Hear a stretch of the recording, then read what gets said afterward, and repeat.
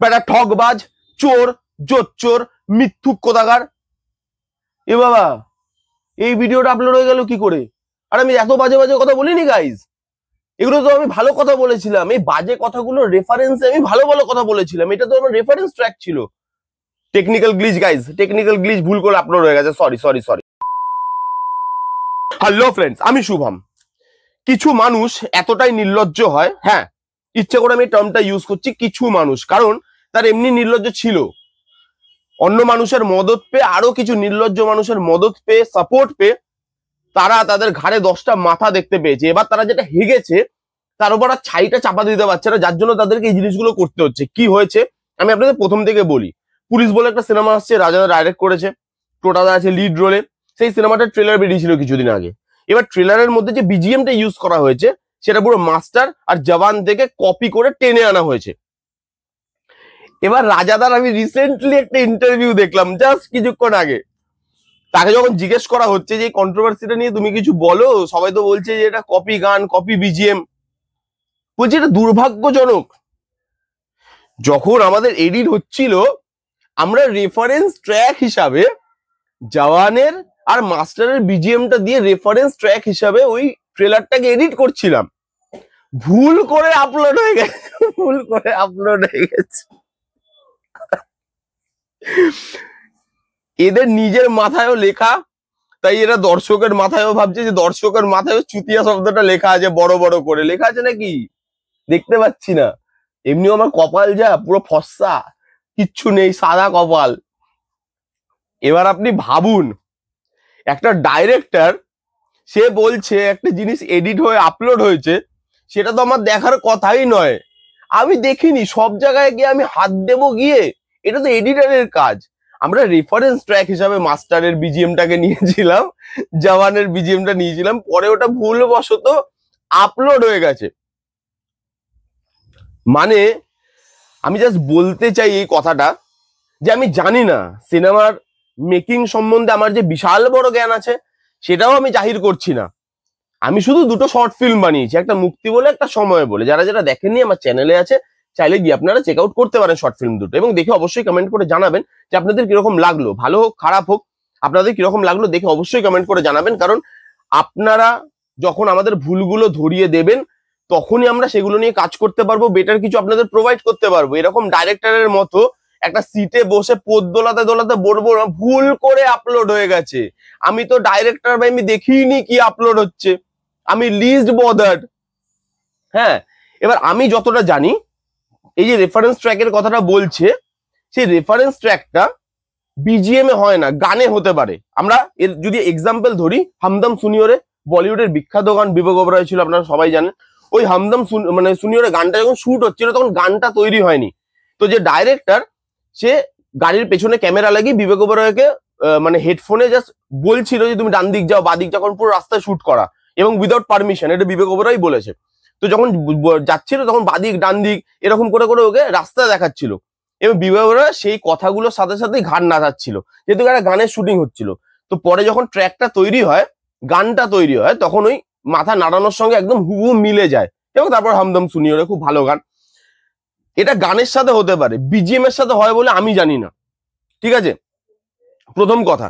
এবং দ্বিতীয় কথা, আমার মনে হয় কি জানেন, এটা গ্লিচ নয়, এডিটার মানে ইচ্ছা করে ওটা ছেড়ে দিয়েছে। এডিটার বলছে বাড়া এই তো সিনেমা, এই তো রেফারেন্স পয়েন্ট জওয়ান, আর আমরা মাস্টারের বিজিএম দিয়ে রেফারেন্স করে আমি সেই জিনিসটাকে এডিট করছি, এমনি খিস্তি খাবো তোর মা, এটাই ছাড়, কে রাত জেগে এডিট করে চোখের তলায় কালি ফেলবে, এটাই ছেড়ে দে, এটাই ছেড়ে দে, এমনি সিনেমার কোনো ভবিষ্যৎ নেই, কেউ দেখবে না, লোক খিস্তি মারবে, তো এমনি ছেড়ে দেবে, আমি আমার রাতের ঘুম কেন নষ্ট করব। ও এডিটার মানে কি করেছে, এডিট করতে করতে ওটা এমনি ছেড়ে দিয়েছে, যে রেফারেন্স গানের বা বিজিএম এর কথা বলছে ওই সমিতি ছেড়ে দিয়েছে, বলছে জামারা যা হবে দেখা যাবে, আমি এই সিনেমার জন্য কাটতে পারবো না। মানে সত্যি কিচ্ছু বলার নেই, বিশ্বাস করুন। আমি আমি স্টান্ড বলছে আমার, আমি বারবার যতবারই কথাটা, পুরো ট্রেলারের থেকে এই যে একটা কথা বলি, যে এই কথাটা বেশি এন্টারটেনিং, যে আমি রেফারেন্স ট্র্যাক হিসাবে ওইগুলো বিজিএম এ লাগিয়েছিলাম, ওইটা সমেত আপলোড হয়ে গেছে, ভুলবশত আপলোড হয়ে গেছে, ওটা আপনারা কিছু মনে করবেন না। আবার নতুন একটা ট্রেলার তারা বার করেছে, আপনারা দেখেছেন কিনা জানি না, সেই ট্র্যাকের মধ্যে, মানে সেই ট্রেলারটার মধ্যে এবার যে নতুন বিজিএমটা তারা লাগিয়েছে, এবার দেখুন ট্রেলারটার কতটা মানে হেলেনেবেন ডিফারেন্স হয়ে গেছে। কেউ বাচ্চা নয় রাজাদা, কতটা হেলেনেবেন ডিফারেন্স হয়ে গেছে। যখন আপনি নতুন ট্রেলারটা দেখবেন, ওই যে যেই জায়গায় মাস্টারের বিজিএম আর জওয়ানের বিজিএম লাগানো হয়েছিল, জায়গাগুলো পুরো ডাউন, সেই জায়গা আপলিফটই হচ্ছে না। কারণ এবারে বাম্বু খাওয়ার পর নিজেরা লাগিয়েছে বিজিএম, সেই বিজিএম ওয়ার্ক করছে না। কোথায় জওয়ানের মাস্টারের বিজিএম, সেই জায়গায় শুনিয়ে দিয়ে সেই জায়গাগুলো আপলিফট করে এবার তুমি নর্মাল বিজিএম ঢোকাচ্ছ। ভাই করবে কোনোদিন? মানে সত্যি এরা কোন নেশা করে, কোন গাঁজা ফুকে তারা এখানে ইন্টারভিউ দিতে আসে? কোন রকম মানে এটা ইন্টারভিউ না সার্ফের অ্যাড, ডিটারজেন্টের অ্যাড, আমি বুঝতেই পারলাম না। ডিটারজেন্টের অ্যাডে দেখবেন হয় একটা বাচ্চা নোংরা জামা পরে দাঁড়িয়ে আছে, সার্ফটা গেল মাঝখান দিয়ে সার্ট করে পুরো সাদা করে দিয়ে চলে গেল, এরকম ইন্টারভিউটা হলো পুরো সাদা করে দিয়ে চলে গেল। কিন্তু এটার মানে মানে লুফলসটা হচ্ছে এখানে সাদা করেনি, এটা নোংরা জামাটাকে আরো বেশি নোংরা করে দিয়েছে। আবার একটা ডাইরেক্টর কি বলছে শুনুন, বলছে এটা তো নতুন production house, baby step, professional তো নয়, তাই এরকম একটা ভুল হয়ে গেছে। প্রফেশনাল নয়, কিন্তু তোমরা একটা সিনেমা রিলিজ করছো, তোমরা আশা করছো আমরা প্রফেশনালিজম নিয়ে কাজটা করিনি, কিন্তু দর্শক সেটাকে টাকা দিয়ে টাকা খরচা করে, তার সময় খরচা করে দেখবে। দর্শকের খেয়ে দিয়ে কাজ নেই, মানে দর্শকের টাকার কোনো ভ্যালু নেই, তাদের টাইমের কোনো ভ্যালু নেই। তোমরা সিরিয়াসলি সিনসিয়ারলি প্রফেশনালি কাজ করবে না, এবং দর্শক সেই কাজটাকে মন দিয়ে দেখবে সিনেমা হলে। এবং সেটা আবার একটা ডাইরেক্টর এসে বলছে, একটা সিনেমার মেন টুইস্ট ডাইরেক্টর 12 মিনিটের ইন্টারভিউতে রিভিল করে দিল। এটাই হচ্ছে রাজাদা, এটাই হচ্ছে রাজাদা। ভাই কিছু যায় আসে না লোকটার, চামড়া এত মোটা হয়ে গেছে, যা করছে ভাবছে যা করছি তাই ঠিক। মানে হয় না যে আমি চোখ বন্ধ করে আছি, আমি কিছু দেখতে পাচ্ছি না, তার মানে আমি মনে করছি পৃথিবীর কেউ আমাকে আর দেখতে পাচ্ছে না।